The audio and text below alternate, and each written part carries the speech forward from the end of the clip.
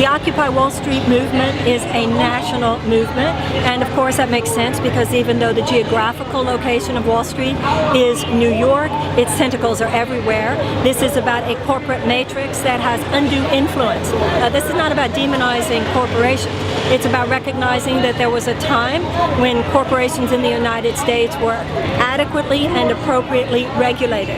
And we've been in this kind of orgiastic move of deregulation ever since about 1980. And as a consequence, it's not that corporations of themselves are bad, it's that they have absolute undue influence on the social and economic policies of the U.S. government.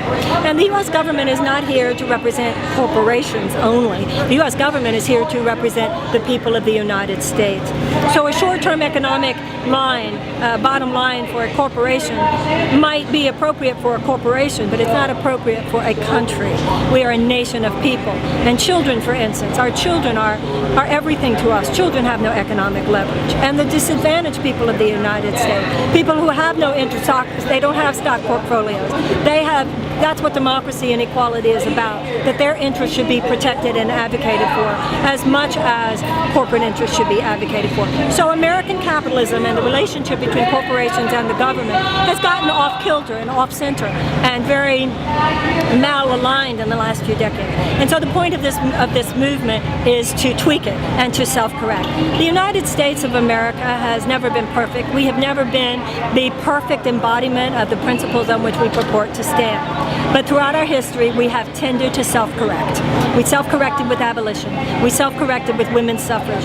We self-corrected with the civil rights movement. And this is the next great social justice movement of the United States, self-correcting at a time where the corporate interests of what is relatively few people in the United States is at this point running roughshod over the rights and the well-being of the majority of Americans. This is not about demonizing individuals. It's about demonizing a system, or I take that back. It's not about demonizing individuals. It is about protesting in a meaningful and legal and righteous and sophisticated and elegant way certain social and economic policies that keep this system in place. Now, what are the particular issues? We know what they are.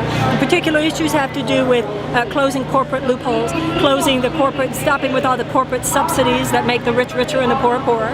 As Martin Luther King said, if they give it to the rich, they call it a subsidy. If they give it to the poor, they call it a handout. We are protesting, of course, the tax breaks for the wealthiest among us. Even Ronald Reagan talked about how unfair that was. Many of us stand very strongly for totally publicly funded political campaigns in the United States.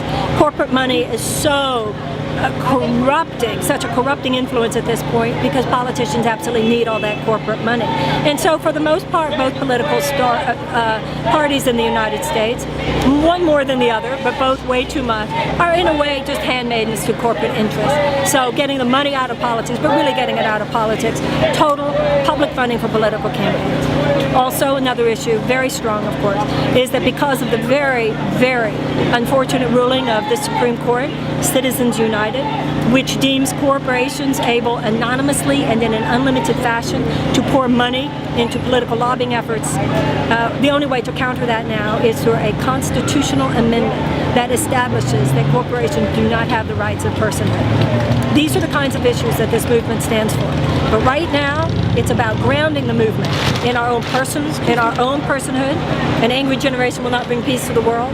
We must be sophisticated, not just doing some kind of blanket, immature demonization of people or capitalism or anything like that. We want to be smart, we want to be nonviolent, and we want to keep it growing. That's why we're here. God bless America.